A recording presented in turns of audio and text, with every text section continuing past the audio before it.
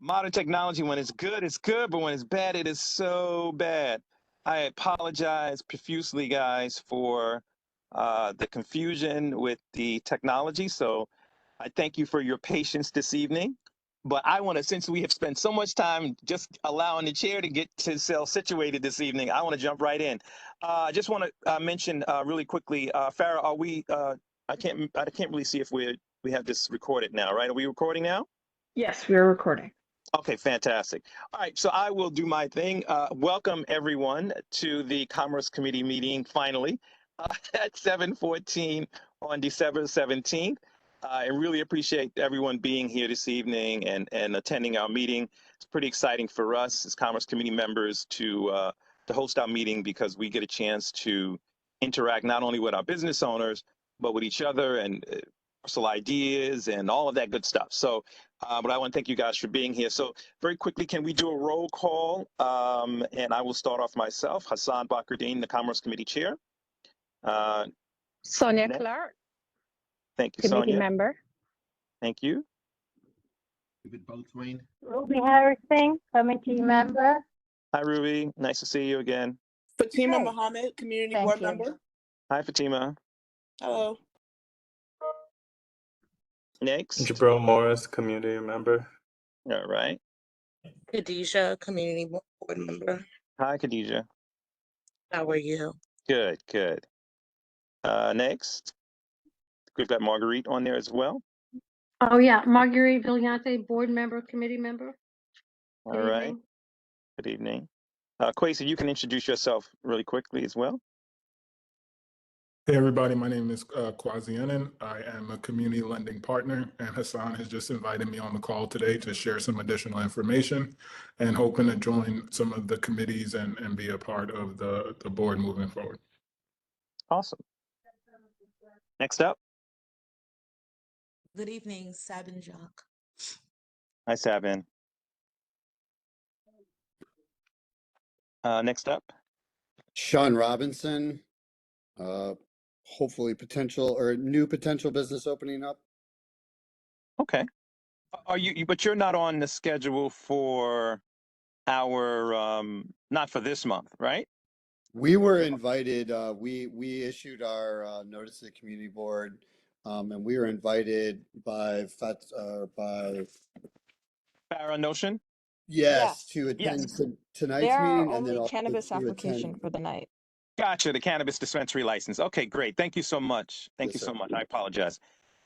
Great. Next up. Hi, this is David Boatswain. I'm not sure if you got me the first time. No, I didn't get you, David. Okay, yep, David Boatswain, member. Thank you. Okay, great, thanks.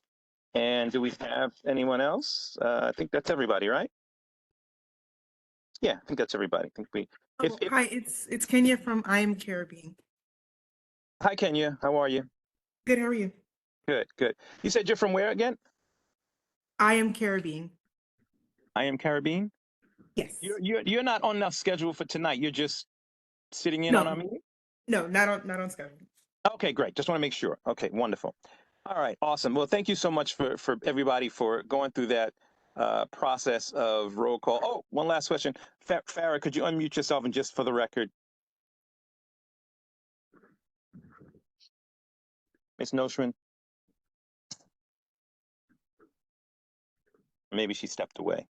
But she'll come back. But either Farah Noshman, she's the assistant. No, I'm here. Sorry about that. This no is problem. Farah. I'm the assistant district manager for Port 17. Awesome. Well, thank you again. Thank you everybody for going through that exercise. We do that because this is a recorded call or a recorded meeting, and we want to make sure that we got the notes right and everything. Okay. So great. So with that being said, I'm going to go right into the chairperson's report. Just bear with me. I'm going to try and be as brief as I can, but there's just a lot of stuff going on, and some of the obviously the Commerce Committee members know, but even more so the subcommittee members know. So we're just trying to get everything worked out as we close out for 2024. So I wanted to mention to everybody, I had a discussion with Elisa Goodrich, who is the community outreach liaison for SUNY Downstate. and we were talking about our upcoming business networking breakfast. We'd love to do. I mentioned to her that we'd love to utilize. There's a room that they have. It's a beautiful room.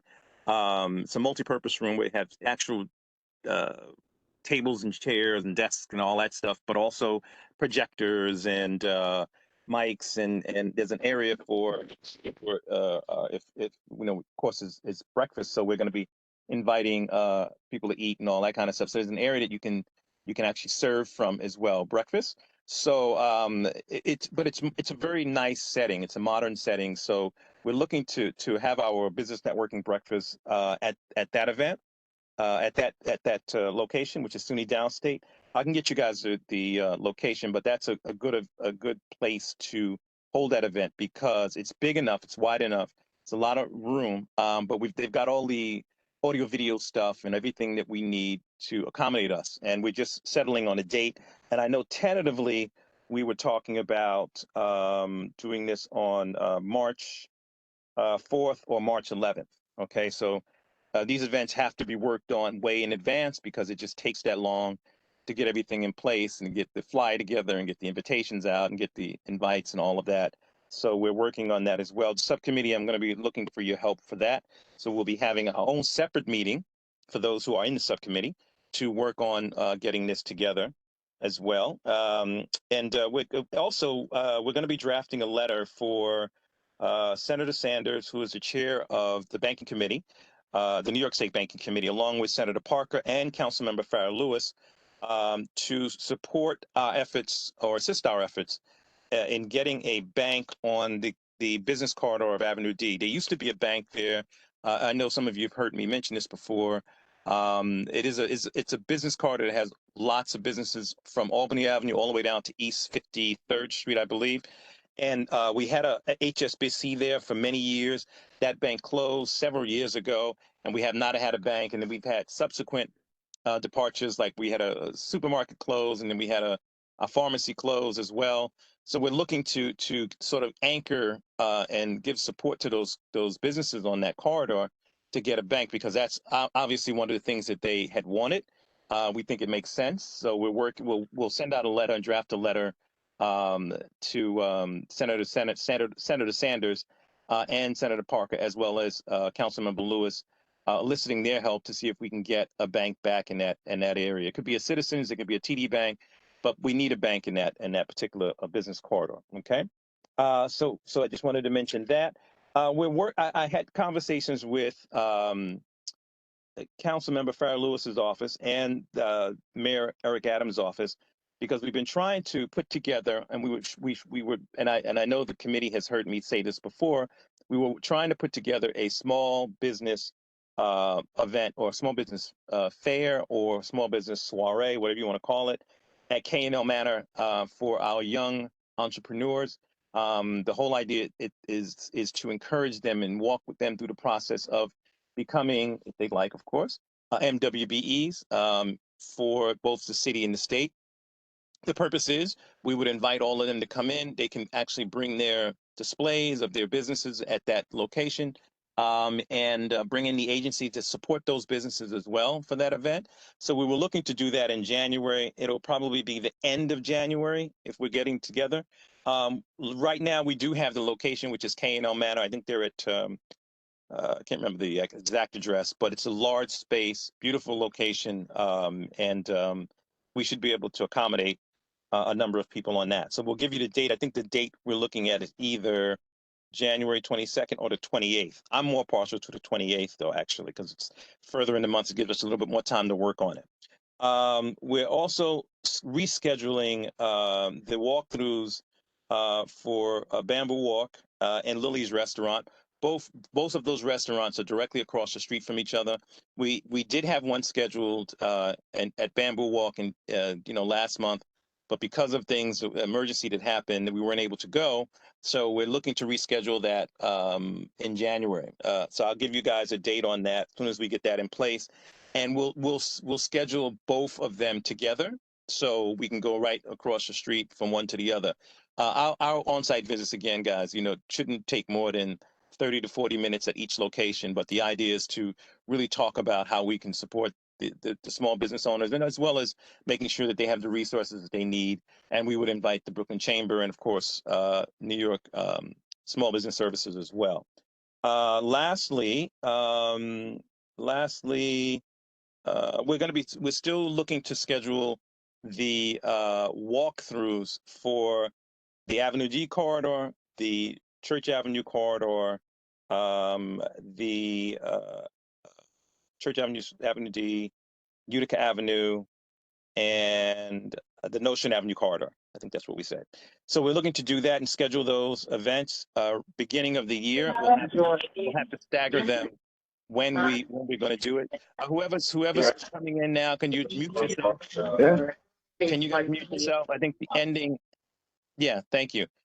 So we're going to be doing those walkthroughs, and I'll talk to you guys, and we'll get the subcommittee together, and we'll plan those out in January. A lot of things happen, of course, in December. So there's just we wanted to make sure that we had enough time and do things right, and all of that. So I think right now that ends my report. I hope you guys saw the newsletter that we sent out for December. Again, that newsletter goes out to all of the small business owners, and literally just making sure that they know about the most current regulations, the new stories that are coming down the pipe, the things that are happening either politically and agency-wise, and they're aware and that kind of thing. All right, so I just wanted to mention that, and I hope you're getting all of the emails I've been sending over from the small business services and all of their wonderful programs that they have, and also SCORE, which is under the umbrella of the Small Business Association. They have a lot of different types of events as well that for small business owners. I generally send out an email, and I hope you guys are getting them. If you haven't getting, you're definitely on our mailing list, so you probably want to check it. But there's a lot of great stuff coming down the pipe at the end of this month, as well as January, all the way through the next year. So that's it for me, and I'll leave it there for my chairman's report. Are there any questions before I move on from anyone? All right, hearing none. We want to go right to the approval of the meeting minutes for September 2024. Farah, that's actually wrong. The meeting minutes that we received was the meeting minutes for November 19th, 2024. So we want to make sure we make a note of that, okay? Okay. Great. So has everyone, I'm assuming everyone's received the minutes, at least the Commerce Committee members, right? Yes. Yes, Okay, great. Okay. So the second question is, have you read the minutes? Yes. Okay, Yes. great. Wonderful. All right. So can someone make a motion to accept the minutes for November 19th? do we have quorum? I believe we do. Yeah, I make a motion to accept the minutes. Marguerite. All right. Is there a second? Fatima, I'll second. Thank you, Fatima. Thank you, Marguerite. I appreciate you guys. All right, awesome. So I'm gonna at this point I'm going to turn this meeting over to our special guest speaker this evening, Mr. Kwasi Ennen, and he is a small business lending. He's going to be talking about that, but also he's a small business lending partner. So please, you go right ahead, and Kwasi, you go right ahead and do your thing, and I'm just here to listen. Hey, everybody, my name is Kwasi. I'm one of the community lending partners. I wanted to just take some time to share a little bit of information with you guys. I'm going to turn the camera off just so that my connection will be strong and the presentation will be clear. But if you have any questions, I want this to be a discussion. Any questions come up, please just jump in and ask any questions that you might have. Thank you again for having me. And if there's any questions, you can either reach out to me. My information are on the slides, but I'll also send it over to Hassan as well. That can be sent out to everyone here. All right. So let me go ahead and share my screen. Give me one moment. Sure.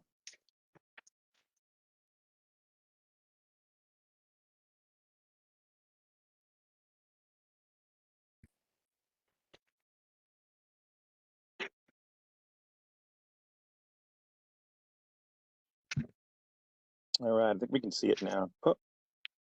All right. Awesome, there we go. All right, can everyone see it? Because it was coming in for some folks and other folks weren't able to see. Is everyone able to see the presentation? Yeah. All right, perfect. All right, so the information I want to share today is about a community lending initiative where we're just trying to educate business owners about opportunities for grants, for funding, for alternative financing solutions, as well as just overall just giving them information that they may or may not know about some of the stats in the community, what's available to them. And I have a saying, and some of the other people in the industry often say, like, it's better to know what you qualify for and what you're able to get and not need it, and to need it and then you're expecting a certain thing and the experience is different than you may have thought it would go. So just being informed, having additional information. Yeah, whoever's on, pardon me, whoever's on, who has their phone ending in 7-3, could you mute your phone, please? Hello. Thank you.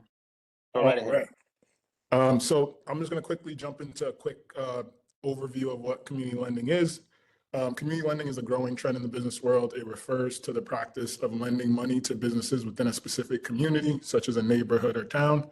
The main reason why businesses want to work with a community lending partner are to expand their existing business, create cash flow for equipment, inventory, supplies, or, one of the other reasons is these are the main reasons, or to consolidate other debts.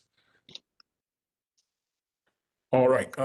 Would it be beneficial to talk through some of the requirements and some of the ways to, have your application show up powerfully before a lender? Is that something that would be helpful? Yeah, absolutely. Go right ahead.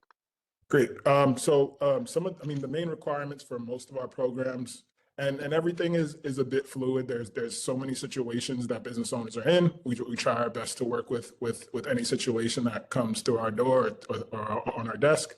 But the main things that we need to qualify are we need to have a business that's been open and running for at least 6 months, that they have revenue of about 5 to 10K a month consistently. The credit score, there's some range there, but that they have a decent credit score, and that they are also obviously have a business bank account that they deposit all the credits into the company, go through their business bank account. So those are the requirements. Some of the business best practices to have the strongest application. You're obviously going to want all of your cash and credit transactions to flow through the business bank account. Even if you end up spending the cash, some business owners will spend the cash that comes in and maybe have the credit card receivables go into the business bank account. The only thing there is if all of the revenue is not shown, then you could potentially get a lower approval or a lower offer for lending if it's not showing the true revenue going through the business through the business bank account. An example of this is, for example, let's say there is some sort of restaurant that has a lot of cash customers, but also has a lot of customers that swipe their cards. If they spend off cash before it hits the account, obviously they'll show lower numbers consistently through their bank balances and through their monthly revenue. And then when the underwriters look at the file, they're not going to factor in the cash that is not showing up in the business bank account. They're only going to go over the numbers that they have. And so it's good for any types of transactions that are going through the company for them to first go through the business bank account and then to pay any vendors or to get supplies or however the cash is used. That will help to have higher bank balances, which lead to everything considered higher approvals. In addition to that, having a end of month balance that is somewhat high. Like let's say you two identical companies doing about 100,000 a month. One has expenditure of about 95,000 a month, and their ending bank balance is 5K, and the other company has is also doing 100,000 a month. Their business expenses plus every other expense is about 50K, and their bank balance each month shows a remaining 50K, compounding month over month in the account. Those two companies, although they have similar revenue, they may even be placed similarly in the market. They're going to get wildly different approvals because one has, a much lower bank end of month bank balance than the other company, which the underwriters would review and see that they may not be able to support a larger loan without the ability to have more capital available in their business for the loan that they're requesting. Does that make sense? Yeah. All right. So before I continue on into the statistics, does anyone have any questions coming up as I went through some of that? Any questions, anyone? All right, perfect. So the next thing we've got is community lending statistics that go through, 2019 through 2021. That's kind of the most recent data that was available through the FDIC survey. And so basically what this slide here shows is that we've noticed a trend where in 2019, 43% of American businesses. The next thing. Adele, you have to mute yourself. Adele, you have to mute yourself. Thanks. Go right ahead. Sorry about that. No problem. And so the percentages that you're seeing in on this slide refer to American businesses nationwide that applied for traditional bank loans from 2019 through 2021. Please note the 2022 data is based on an estimate. So in 2019, 43% of American businesses applied for loans, and then that went down in 2020 to 37%, down again in 2021 to 34%. 2022 is an estimate based on the Federal Treasury estimates, and 2024, where do we think things are going? So the reason for the decline in traditional financing is unknown. However, it may indicate that small businesses are leveraging alternative financing options such as community lending, crowdfunding, peer-to-peer lending, and fintech platform offerings as well. And so one of the questions that comes up is, what are business owners looking for in their lending experience? And a couple of different sources, a federal FDIC survey, the Federal Deposit Insurance Company, as well as a small business loan statistic and trends report provided some of these stats. So one of the most important qualities of small business owners was customer service. That was what they're looking for in a lending institution. They're looking for someone who's responsive to what their needs are. They understand, where their business is within the community, what type of goals that they have with the funds that they're requesting, and they're looking for a responsive team that's available when they're available.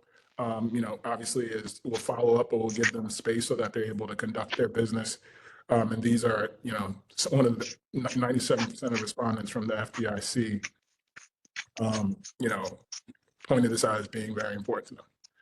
So the second thing that comes up in these surveys is also only 42% of small businesses nationwide have had their financing needs met, which illustrates a significant gap in financial services for these businesses. That means,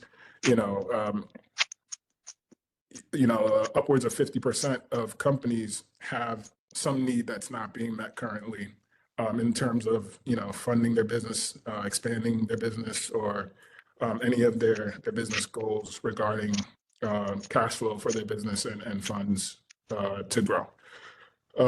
Some other important things to business owners were speed of service, how quickly they were able to get their application in, get approvals from the lender, and then how quickly they were able to have access to those funds for the projects that they're looking for.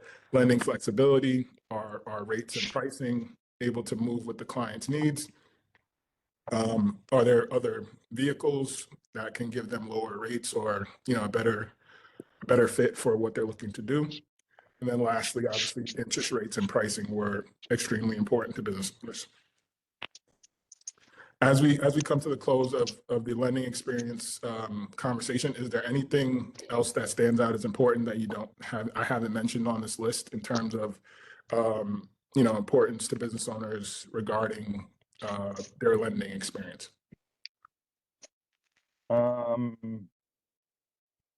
Not directly, really, because you covered all of, I think you covered, for me anyway, you covered all of the things that you mentioned about what businesses are looking for and what they'd be using lending institutions or getting loans for. So no, you were pretty clear about that. But I did have some other questions. Got it. Did you want to ask any now, or should I keep going? No, you keep going. Unless anybody else, does anybody else have any questions? Committee members, do you have any questions for? No? Okay. All right. Hear any? Excuse me, I just had a comment, actually. Sure. Just regarding the percentage of businesses that were asking for loans that went Yes. down from after 2019, but wouldn't that possibly be a result of COVID? The I mean, pandemic. wouldn't it possibly be one reason? Yes, they definitely discussed that as a possible reason. But a lot of businesses actually did apply for loans like PPP loans and all sorts of other loans that also could have contributed to that number going down as well. So that's a great point. I'm glad that you brought that up.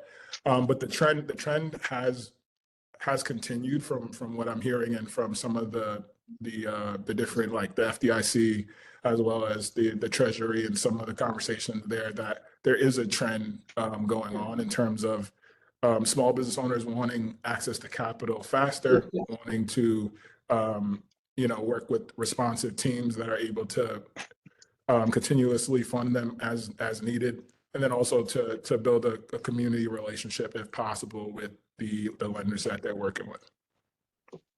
Okay, thank you. No problem.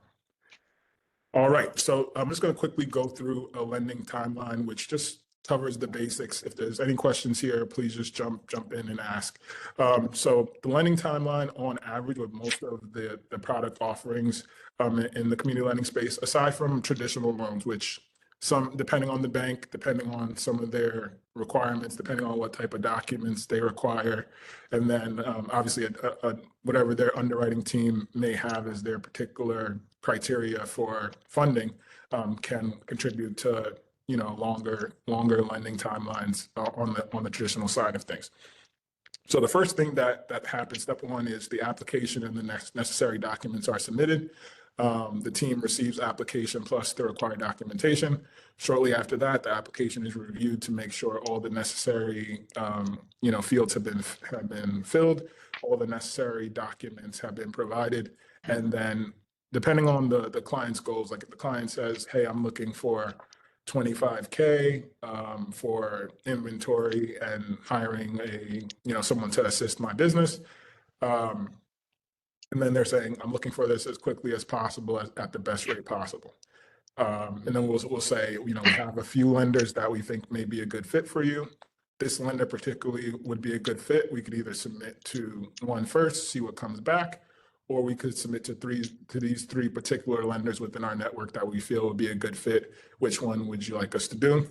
I'd like you to submit all three, and then we'll be able to see the offer side by side, and I'll be able to make the best decision from under that. So if the client says that, we'll go ahead and submit them to the three selected lenders that we've decided are a good fit.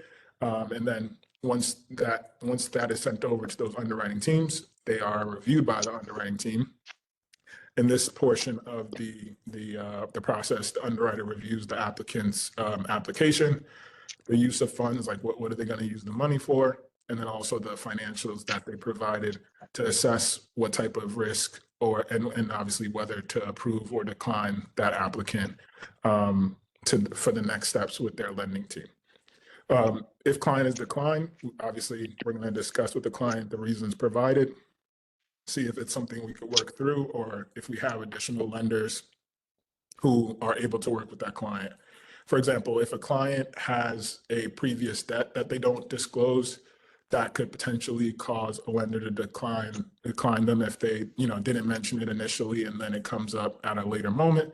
That could lead to decline. And so we'll just say, as we're able to submit this again, we'll just need, additional information on this previous loan and where it's currently holding and its payback. And we'll go ahead and resubmit you to either that lender if they're open to it, or one of our other lending partners that can review the file with the necessary information provided. So after that, the application is approved. Once the application is approved, the client will then receive the offer from the lender or lenders that they've been submitted to. If obviously the client's goals align with more than one lender, they can receive more than one offer.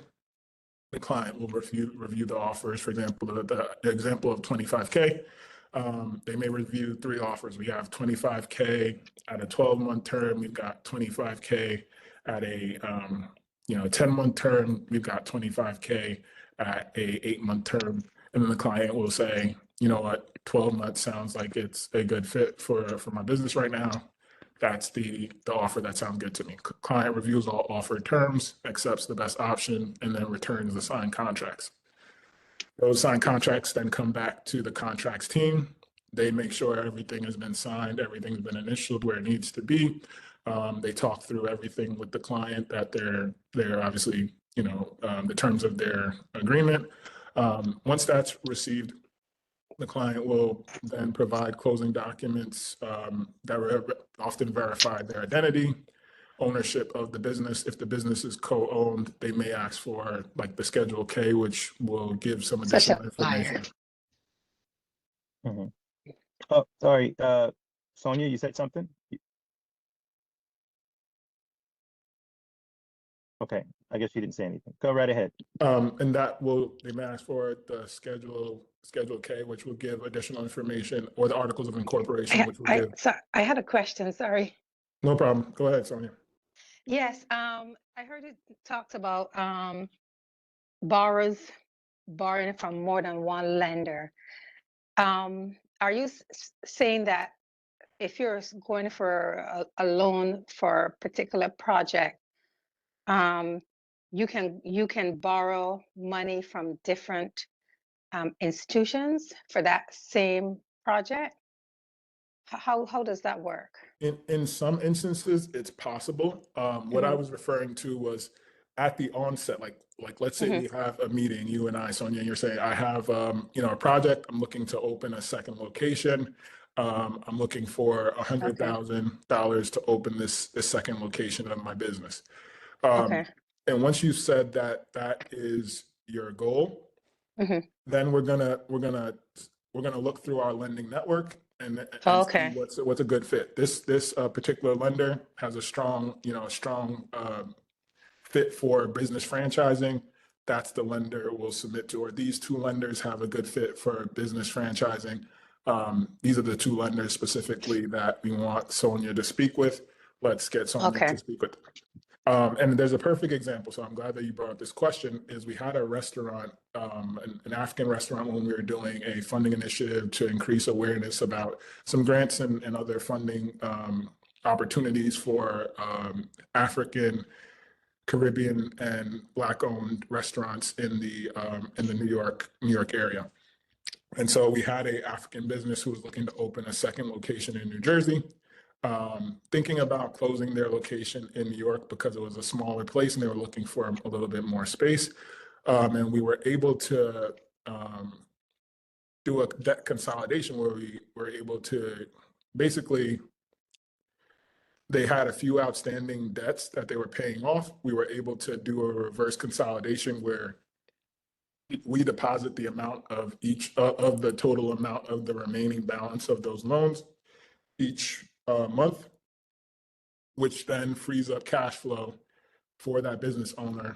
And then they're in obviously a much cheaper and more affordable loan with us to be able to have more cash, pay less per month, and have their debts continue to be taken care of to make sure they don't default, give them additional cash flow, and then also be able to run their business. In addition to doing that debt reconsolidation, we were also able to net them $15,000 in additional capital on top of that debt reconsolidation. So if you're saying like, can we work with more than one lender or more than one lending product to meet a customer's needs, then yes, we're able to do that. Okay, thank you. No problem. And so once those documents are provided to verify the identity, ownership of the business, if there's more than one business partner, then to better understand the different business partners to make sure everyone is on board with this business decision, and that no one is unaware and then can feel like they entered some sort of agreement they were unaware of. And then after that, there's a bank verification. The lender confirms which account they're depositing the funds into, and then also the account condition. They will not deposit into a negative account generally. So then they would delay. They would say, okay, we'll need the account to be positive. And as soon as the account's positive, we'll do another bank verification, and then we'll most likely be able to move forward. So positive balances as often as you can in an account are really great for underwriters to see ongoing, and it reduces their risk profile, and it leads to higher offers, and then also better terms overall.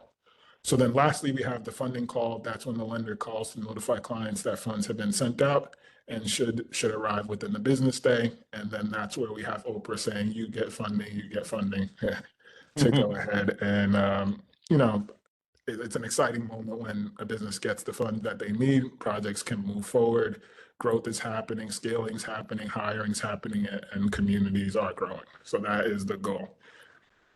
So here we have just quickly talking through growth strategy, like how are business owners using the loans that they're requesting? We're seeing 42.4% is for business expansion. That's the biggest way that loans are being used today. This stat is from April 2023. Equipment purchases, if new equipment in the kitchen for restaurants, or freezers for ice cream parlor, or refrigerators for delis and other businesses that need to be either replaced or need to be brought in to expand the operation or provide additional inventory access. And then we also have, followed behind that, marketing, advertising, business franchising, commercial real estate or remodeling, business acquisitions, inventory, cash flow, payroll, debt consolidation, and startup costs. In terms of the way that loans are being used by business owners, is there anyone that's surprised by this breakdown, or sees anything that's not on the list that they think they thought would be higher on the list or on the list in general? No, I don't know. This is great though. And so this survey was surveyed 500 U.S. business owners who applied for a business loan through April 2023. And so lastly, our lending network. Our lending network is comprised of lenders who specialize in a variety of funding options.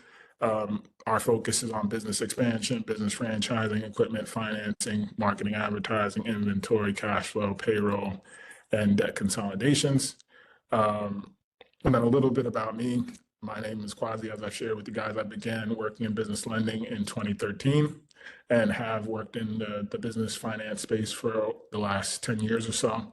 In one recent role, I worked with some of the biggest banks and fintechs to create more streamlined customer acquisition strategies using proprietary fraud detection technology to be able to automate onboarding more customers onto some of these large bank and fintech platforms more quickly, while being able to use this proprietary fraud detection technology to minimize fraud within those systems.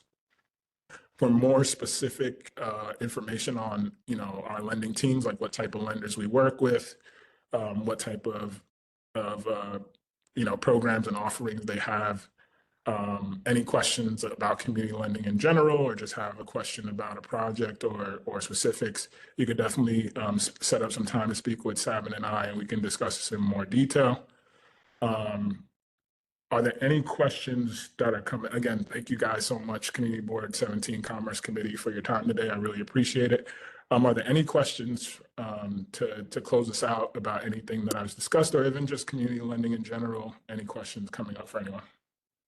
I was just curious about your category for business. Do you also include non-for-profit like organizations as a business, as long as they have the tax ID? Great question, Jabril. We are able to discuss nonprofits as well. We have a team that focuses on that. I have not specifically worked on nonprofit deals, but I can definitely get more information on that and connect with you about that. Great. Anyone so- else? Any other questions? Oh, yeah, one other question. How many Black-owned or run banks participate in these kind of lending? Black-owned banks or lending institutions, you said? Yes. Mhm. Well, in terms of there are Black-owned business owners within the lending space that we work with. I would say that I don't know the makeup of every lender that we work with, but I do work with lenders that have a focus on minority and women-owned businesses nationwide, and that's a focal point for me. So that's always something I look into when creating these lending network relationships. But yeah, that's definitely a goal that I am wrapped into, is how to first of all educate more people about community lending in general, how to find people that are interested in learning more about this business, and then also how to help empower and create business leaders in the banking and lending space. Gotcha. Any other questions for Kwesi? Well, I had a couple of questions, so if you permit me. I wanted to find out what types of businesses are the largest groups getting the loans. In other words, is it the restaurants? Is it laundromats? Is it barbershops? Do you have that information, or is that too granular? That information exists. I don't have it directly in front of me, but I would say that from my time working in the space and even currently, definitely a lot of restaurants, business owners of all different types, but often retail and customer facing is a lot of what comes in. Some of the reasons, obviously we talked through the reasons that the survey showed, but what often comes in is when people are looking to expand, like growing a 75-seat pizzeria in Miami to a 100-seat pizzeria, they reached out for funding. A paint company looking to turn over new inventory after having some stuff on the shelves for some time and wanting to bring in some new paints and things like that. So inventory, cash flow, like the restaurant I shared, who was feeling a little bit pinched as they were trying to open up an additional location. So doing the debt reconsolidation where that debt is completely taken care of.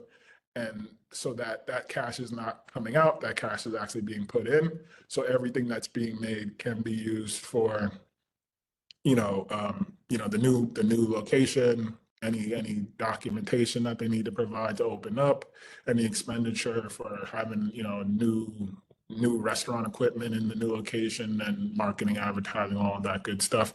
And then obviously being able to net them additional capital on top of that helped also give a buffer as they opened up that additional location, and being able to have a little breathing room to grow and get settled. But in general, yeah, all sorts of business owners are entering the space and are more receptive to finding out what they're going through, or what they're qualified for. But I will say, as I've shared with you and Sabin in the past, due to some of the predatory practices of certain lenders in the space, some people are not as receptive to those conversations. So it's important to really build that rapport for them to know what type of business and lender that they're working with. Someone who obviously great customer service, interest in pricing is in a good place. They feel comfortable. They feel like their needs are met. Things are happening obviously quickly, and then they're able to obviously, should they need funds again, have a team that they can return to for a renewal should they need it, or to answer any questions, or just help them figure out what's the best step for their business in terms of growth and scaling. Awesome. Great. Thanks so much for that. And the last question I have, does a decline loan impact the business owner's credit report? Because I know that there's sometimes credit reports for personal, and then I think there's a credit report for your business. Absolutely. So does that negatively impact that if you get turned down for a loan and that kind of thing? It does not tie back to personal credit. Personal credit is just to better understand that person's ability or mindset on paying back debts. and to better understand their overall, business standing and things like that. But in terms of getting a declined application, will it then be reported on that person's personal credit report? It is not. Okay, great. I appreciate that. Before we close out, I just want to acknowledge our board chair, Mr. Roderick Daly, who's on our meeting this evening. Good evening, Mr. Chair. Nice to see you there. Good evening, Chair Bakardine. Pleasure being on. I'm always excited to get on to the Commerce meeting because I get to see you and I both know that we both love small businesses and how that is working and getting our community involved. Just a quick announcement that Saturday and Sunday, Saturday, Friday is a tree lighting. I'm not sure if you spoke about that already, Chair Bakardine. I did not, but this is a good way for you to go ahead and do that. Right. On Friday at the board office and at Patigate Park, the board office is 4112 Target Road, right at the corner of Albany, and across the street is Patigate Park. So in the middle of the park, we'll do. We will be doing a tree lighting ceremony with Councilmember Farah Lewis's office. Have a nice little Santa Claus. And we have some gift giveaway for young people. So if you have nieces, nephew, grandkids, or the like, please have them come out on Friday, 4112. There'll be cocoa, coffee, and a little light snacks, light refreshment.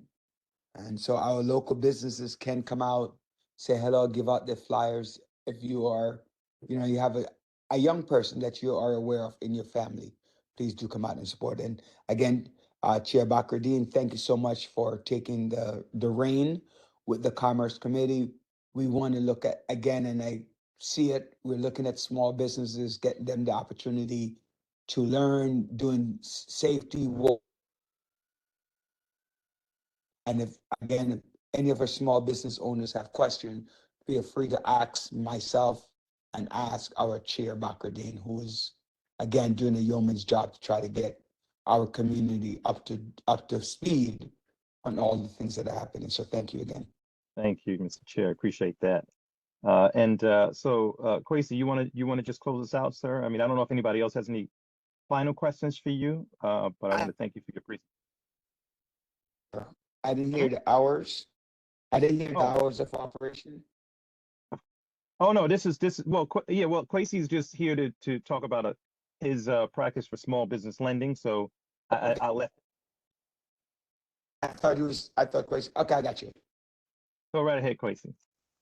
Yeah, thank you. I mean, I just want to obviously thank the committee so much for their time today. I really appreciate it. I hope the information was helpful. There's obviously a whole lot more information involved. And so if there's any questions, please reach out to Sabin and I to set up a one-to-one where we could talk a little bit more about your business, our goals, answer any questions. And obviously we can talk through any options for lending to support any community projects that you may have. I really appreciate, getting to know and meet some of the community board. And hopefully I'll be around to attend some of the events. I think Hassan shared with me like a tasty treats event. That sounds really good, to meet some of the restaurants, try some of the food, and to be more present and to be able to help more within the community. So that sounds really great, and I'm looking forward to that. Absolutely. Thank you so much, Kwesi. Yeah, I really appreciate you coming out and sort of giving the heads up about lending. Lending sometimes can be a bit daunting for our small business owners, as you know, even for the regular layman. You talk about asking for money, it's a whole process. So you've kind of simplified, your presentation was very simplified. I certainly appreciate you coming out and both you and Sabin talking to me and understanding that this is an important piece for our small business community as well, not only for the existing business owners, but also those business people who are thinking about going into business and they're not sure about how to go about doing that. So this is great. It was great information tonight. If you could put your information in the chat, that would be awesome as well. And we can make sure that we have that for everyone else. Thank you again, sir. I don't want to hold you because I know you had a cutoff. We had a cutoff time for you at 8. So you don't have to stay on if you don't want to, but you can. I always put that out there because the committee has our work to do. But you know, if you wanted to drop off, we would be fine, and we would love to have you back as well. And because again, this process needs to be repeated, I think. Oftentimes it can be a bit much to take in at one time, but hearing it a few times would be great. So I was hoping that perhaps we can have you back if you're willing to do that. Yeah, that definitely sounds great. I will definitely stay on for a little bit and drop my information in the chat. And I definitely would love to speak to some of the business owners, understand some goals, and see if we're able to help. That would be a great way to end the year. And thanks again for having me. And hopefully we'll do some more sharing about community lending with some of the other community. Some of the other people in the community that are interested in learning about it. So thanks so much, Hassan. I really appreciate it. Thanks so much, Commerce Community, for having me. Sure, absolutely, absolutely. Great. So so wonderful. So that was a great presentation. And so I want to get right into the other pieces pieces of business that we are here on the call tonight. I believe we have Mr. Sean, is it Sean? From the Rockaway Moonshot LLC. I think he was on first. I don't, and let me just take a quick poll. So Sean, are you still on? From Rockaway? Yes, I'm still here. Great. Yes, my wife and I are both here. Okay, wonderful. Is Trini Breakfast Shed on the line? Trini Breakfast Shed, if you're on the line, could you unmute and say you're there? Okay. Oval Sports Bar and Lounge. Oval Sports Bar and Lounge. Okay, doesn't seem like they're there. Perhaps maybe they will come on at some point while we are dealing with Rockaway Moonshot LLC. All right. So great. Well, thank you, Sean. I appreciate you guys being here and being on time, because you were here on time and you went through the difficulty of me getting on, getting my technical difficulties worked out. So I appreciate your patience in that.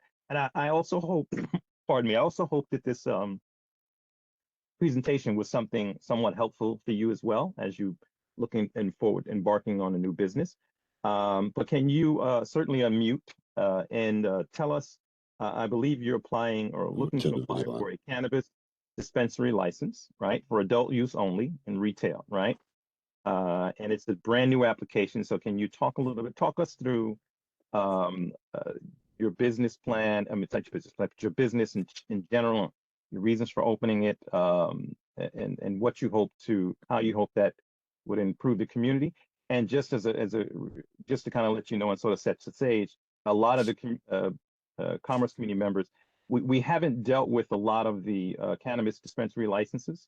I know that we did a few last year.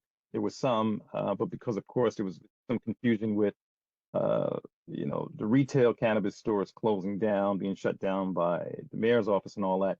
So just kind of walk us through what you're trying to do, okay?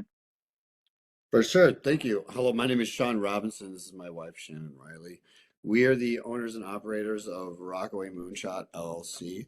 The name of our dispensary will be called All Good Cannabis Dispensary.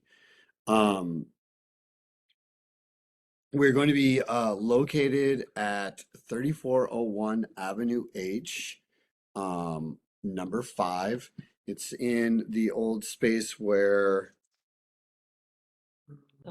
the Holy Ghost Church of God was located, which closed after during COVID. The building has been vetted and confirmed to meet state and local zoning requirements by the New York State Office of Cannabis Management. We are already currently licensed. We received our license on August 8th of 2024 as part of the state's social equity program, as I am a veteran and my wife is a woman CEO of our company. So we're basically just looking to put our location there at that with our license that we've already been approved for. We're projected to be open February 15th. But obviously everything is at the mercy of the state with the inspections and all of that. Our proposed hours of operation will be 10 to 10, 7 days a week.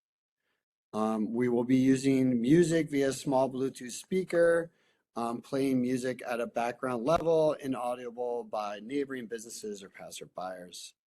And the concept of our store is that we stand by the ethos of all good. For the past 5 years, my wife and I have run Farm NYC, a licensed hemp retailer and brand, which had become a staple product in New York City and Westchester farmers markets. We have served our communities with a strong commitment to improving health outcomes, specifically related to pain relief. My Pain Salve has helped tons and tons of people find relief in their everyday life with pains that they never thought that they could get rid of. We will offer a variety of products at the highest all good standard across all price points to make sure we are serving our community with the cleanest product that we can source within New York State. So just to reiterate really quick, like this is a very closed loop system. So all of the product that will be sold through the store has been already verified, third-party tested, and only as a participant within the cannabis program. So we will not be selling anyone else's product other than what the state has approved and has been tested thoroughly to be safe for consumption. Gotcha. The space itself is a ground floor commercial unit. It's a one-story retail building made up of multiple storefronts, and it was built back in 1951. The storefront was most recently the Holy Ghost Church of God, and we will be using the main floor as our sales area and secure vault area for all products, giving us a total shared space of 1,000 square feet between the sales and the storage. Once we open, we plan to refinish the basement level for an area for community events and wellness events. Again, the location is compliant with the New York State proximity protections and restrictions. There's more than 1,000 feet to the nearest legal dispensary. The closest schools are well over 2,000 feet away. Houses of worship are well beyond 1,000 feet. We will follow the strict laws and guidelines that govern all aspects of our operation. The exterior store design will be clean and modern and will complement the character of the building and the other retail in the area. We will have a brightly lit frontage with security cameras that will be surveilling the interior and exterior 24/7. But not too light, not too bright that it's, light pollution at night, but light enough that it deters. There will be no view of products from the exterior. Customers will only have access to the sales floor. There will be no cannabis products stored on the sales floor. All cannabis is stored within the secure vault. All the packaging that is in the displays is empty and has no cannabis product in it. The back of the house is only accessible to staff. That includes the office, the secured storage room. All staff will be trained on compliance and subject to inspections and we can train on compliance matters as well as customer service. Staff will know how to detect overconsumption. Our business is highly regulated and subject to inspections and audits by the OCM and at least 5 other enforcement authorities within the state. That includes security, health and safety, sanitation, ventilation, frequent training of our staff, hours in operation, and authorized inventory. Our website will have a age gate attached to it, and we will be checking IDs prior to entry into the store. We will have signs. The state issues every dispensary a QR code and an official placard that they put on the front of their store that will state that we are a licensed New York dispensary, and they can scan the code to confirm that. Children will not be allowed to enter the store even with their parents. We will have a security guard who will be checking IDs upon entry. And we understand the importance of balancing business and residential life so it benefits all. Our shop will not attract the attention of individuals seeking illegal drugs or trouble or kids. No one will be allowed inside that is not supposed to be there. And the sign next to the church of the illicit smoke shop that got shut down during the shutdown period is in the process of being removed. There's a permit being filed to disconnect the electrical and take that sign down. And when we open, we'll be having a nice clean storefront. We've already started to begin our community engagement. We've contacted officers DeLong and Hang. We're very happy to be here and be a part of this, and we're excited to hear more of the community gatherings as far as the breakfast for the business owners. We're excited about that. The tree lighting, if our children are available, we'd love to bring them down to that. We plan to attend the monthly Build the Block and community board meetings. And yeah, if anybody has any questions, we are here to answer. Great. Well, thank you. Thank you very much for that, Sean. That was a great presentation, by the way. Thank you. Are there any questions from the committee? Oh, I see Yes, Marguerite has a hand. Yeah, I have a number of questions. The first question is, I didn't get the hours of operation, so if you can just repeat that for me? Yeah, we're going to be open from 10 a.m. to 10 p.m. 7 days a week. Okay. So And the laundromat and the Chinese restaurant and the pharmacy or the deli on the corner, they all close around 10. Everyone opens between 8 and 10 over in that area. okay, so my other question was, is your staff's going to be over 21? Yes, you're not allowed to employ anyone in the sales of cannabis who isn't of Under 20, okay. We'll be And doing my oth- background checks, and everyone will go through a thorough training, bud tender training, understanding. And with my background in plant-based medicine and agriculture and everything like that, I have a much broader understanding of the plant itself and the effects and how to really speak to people's needs and issues that they're trying to address. Okay, and my next question is, you said that you're going to build out the basement. So is that going to be a place where people can then use the product? No, we will not be a consumption space. We will encourage all of our clients after they purchase to take their products home and consume in the safety and comfort of their own home. We are definitely going to discourage people from stepping directly outside of the store and partaking in the products directly outside. The space downstairs, my wife can probably better explain that. We have a strong commitment to education and wellness. That's been a big part of what we've done over the past 5 years with our hemp company, Farm NYC. So we ourselves are educators. I come from an education background. So we do anticipate to have community events in the future that would be more for education and wellness. Okay, and I have one more question. Do you live in the area? It is our adjacent neighborhood. You know, it's where I get my blood drawn, and my son every day takes his train to school. And we are Rockaway Moonshot, as you may have seen in our LLC. So we do live in Rockaway, but my son I raised most his life in Brooklyn, and we eventually did move to Rockaway. Now he commutes to high school to the city, as most city kids do. And the Flatbush Junction has been a really important part of our lives and kept him safe over these years when he misses his buses. Yes. So we are very much a part of the community and have lived in and around the area for a long time. Yeah. Okay, thank you. Great. I think, Sonia, you had a question? Clark? Yes, I do. And I appreciate the couple speaking to us and very detailed. And I'll be frank with you, you know, it sounds great. You mentioned though that you will encourage people when they come and purchase the cannabis that they do not go outside and use it, that they go back to their homes.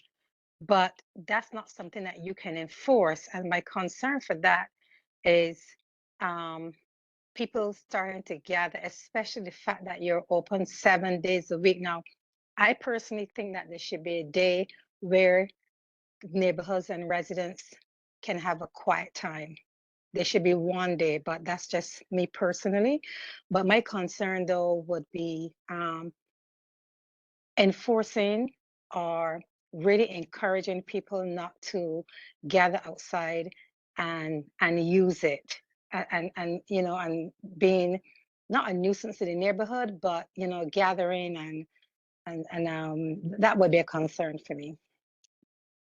Yeah, and we will definitely do everything we can within the power that we have within the store to encourage that. And even if we do see loitering directly outside of our storefronts, we would definitely be aware of that and would step in and kindly ask those people to take it to their house and continue to move on. But also being within this community as long as I have, and seeing how the stores operate, you generally don't see a lot of people coming in together as a group, buying something and then stepping outside and just hanging out and smoking. Most of the people that are coming in are on their way to and from wherever they're going. They're picking something up and they're moving along with their day. New York is a hustle and bustle. There's not a lot of hanging around with the people that we will see within the store. Gotcha. Sure.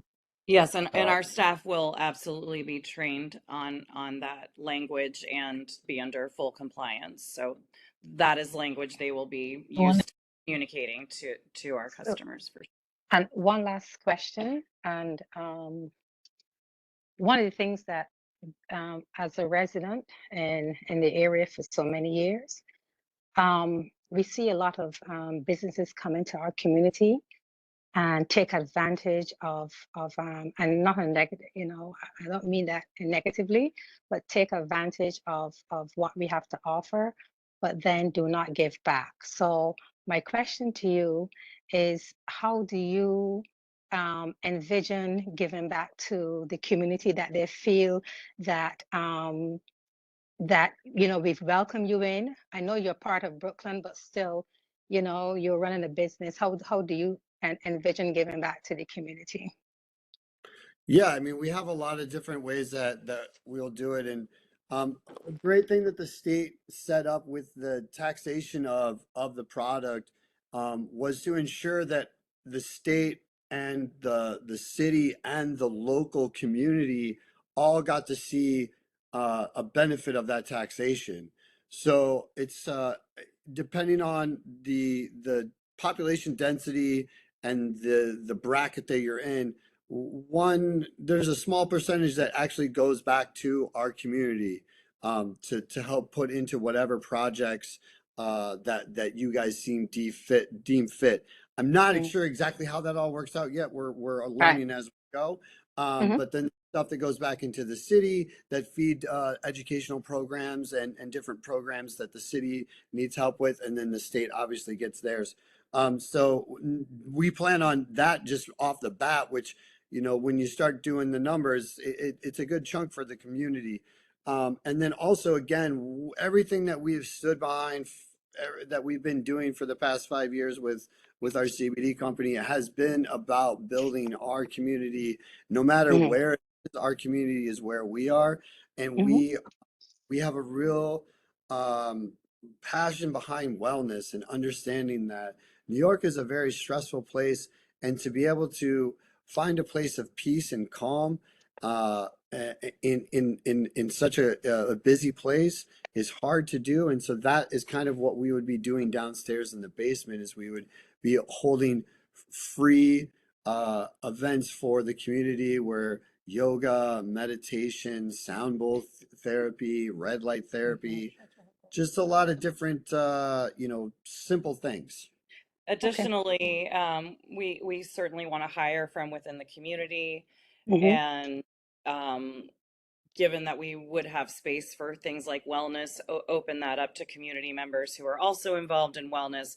We want to know more of you on the Commerce Committee, and ways that we can partner with businesses directly would be wonderful. And then again, with my background in education, and our business always gave 50% to teachers, first responders, and low-income individuals. That was our hemp company. So we've always been stewards of this plant in many ways. Sean has gone in front of City Hall, and we want to give back to our communities in as many ways as we can. So your guidance on that in the future is also open and welcome. Yeah. Thank you so much. And Sean, did you say you are a veteran? Yes, ma'am. And that was something I really noticed walking around the neighborhood over the past month or so since we've been working on this space, was there's a lot of veteran flags and a lot of military flags, and it makes me feel good that I know that I'm going to be able to serve too. Yeah. Well, thank you for your service. And that's all Yes, the ma'am. questions I had. Thank you. Okay, great. Thank you. Thank you. I think Khadija, did you have a question? Yes, I have a few questions. Yeah, and then Sab, I think it was Sabin was the other one, right? Sabine also was the other Okay, one. so one of the questions I do have is I know that you mentioned security, but what is the actual security and safety plan? Because those two are two separate things, not only for your company, but also for your staff. Yeah, so Absolutely, yes. We have SOPs that are all compliant with OCM and best practices as well as security plan. yeah. And we're going to be, having security cameras are a huge part of these operations, so that every angle is covered. Panic buttons will be installed. The safe will be very secure, and then we will have security guards on staff during the entire hours of operation, from when staff arrives to when staff leaves. And have you started hiring staff already? We will be opening up the hiring portal probably within the next month, the beginning of next year. And when we do, we're going to put it on our website, but we would definitely be notifying the community boards to let them know if they could disseminate that out to the population, that we have opened our hiring portal and we would love to hire local community members. But how are you guys going to do that also? Are you guys We going have into a the management community also? company. We have a management company that we work with that has a full compliance system, so that the minute anyone applies, they are within our system, and then it goes through a very vetted check. And from there is training and SOPs, and these are all things that is handled between myself, the CEO, and our management company. Yeah, the management company is taking care of it. Awesome. Is the management company from this community? This No, is this is a compliance management like company HR system that yeah. is compliant That's within only cannabis regulations, because cannabis regulations are above and beyond SLA, anything else, tobacco. This is a very highly regulated and oversought. So we work with a cannabis compliance management company. And then my last question is, how would you guys handle if there is any negative pushback from the community pertaining to your company? With what company? Pertaining to the company, you opening up some, there is a possibility people may not be comfortable with this. So if you are getting negative feedback, what exactly are you planning to do to kind of ease their mind and to let them know that this is what it is? I mean, basically, it's just answering whatever questions they may have, whatever hesitations and apprehensions that they may have, and walk them through the whole process. Show them what a farm looks like. Show them what the plant looks like. Explain to them what it does for their body. With CBD is a great introduction into cannabis, because you're able to really get all the benefits from the plant without getting any of the effects to the head.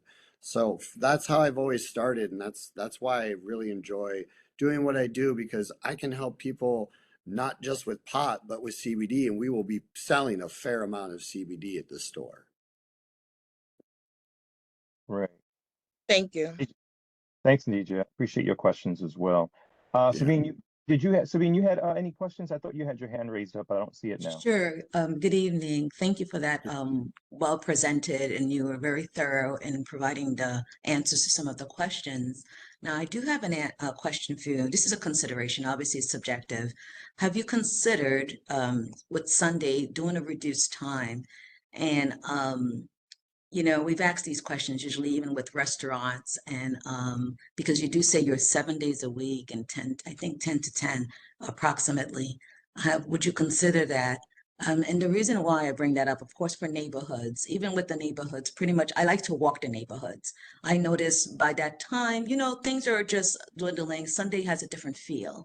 And this is something as business owners, would you consider?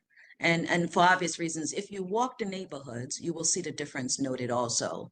But so with you being open, and again, we're not taking away of what elements or anything that can occur, but I'm just saying with those late times, there's always risks. So would you consider, this is again, as a business owner, these are subjective and decisions that you make. But if you walk the neighborhood, you kind of get the sense, okay, do we need to have it until 10, maybe reduce hours, 3, 6? Yeah. I mean, if there's as a business owner, and you have to look over your numbers, and that is one thing that we will be doing, and understanding where the high times and the low times are within the day, and if Sunday looks like it doesn't need, and if there's a call for it within the community that it's a little bit restricted hours, and I can see that the business isn't going to suffer from that, I would be more than happy to take a little bit more time off on Sunday to spend with my family versus being at the store. I'm down to hear whatever anybody has to say, and try to make everybody happy, because that's about what this plan is trying to work within the community. Awesome. Any other questions? Yeah, I With had that- one more follow-up question. Oh, Can you I did. ask? Go ahead. Yep. Yeah. So are you going to have a delivery service also? We are on the fence on that one. It's hard to say, just because there's a lot of overhead that goes into that. There's a lot of security. There's a lot of liability. We're just opening with retail. Yeah. Okay. All right. Thank you. Great. Well, I mean, I think the reason why I didn't have any questions is because you're in your presentation, you answered a lot of questions that I would have had anyway. So that's fantastic, actually. Thank you. Okay, so with that being said, and hearing that there are no more questions, we want to close this portion out, and want to thank both Sean and his wife for being on the call. Shannon. And what's her name? Shannon. Okay, Shannon. Okay. And so we appreciate you guys being on the call and giving us the presentation. So just hang on one second. We're going to take a due diligence, and I just want to make a last call for is Trinity Breakfast yet? Have they come on the line since we've had the conversation, or the Oval Sports Bar and Lounge? Okay, so we're gonna move with taking a vote for Rockaway Moonshot LLC. Okay. And I believe we do have quorum. I'm looking at this. Let me see. Yep, we do. Okay, we do. All right. So so with everyone, and I want to thank the committee for certainly with all those wonderful questions. I think it was very important to sort of suss that out. And obviously these are some questions that'll come up in the at the community board meeting tomorrow night as well. But we'll talk about that. But I want to take a vote. I'd like to take a vote right now if we can. And the vote is certainly just to recommend, this establishment for their getting their dispensary licenses, like dispensary license at their premises at 3401 Avenue H. So if you are in favor of that, you will be responding yes. If you are not in favor of that, you're responding no. Is that cool? Pretty simple. And this is only for committee members. So the committee, you will be the only ones voting. So I'll start with Sabine. Yes. Okay. I know Hazel's on the line. Hazel. No. Okay. Sonia. Oh, Allison is here too. Oh, Allison's there. Oh, sorry, Allison. I didn't see We're you. together. Okay. all right. So I'm gonna no offense. abstain. You're gonna abstain? Okay. All right. And Sonia? Yes. Okay. Khadija?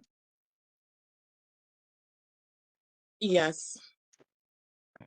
Bree? I'm voting no. No. Tima? I'm gonna abstain. Okay. Jabril? No. No? Okay. Marguerite?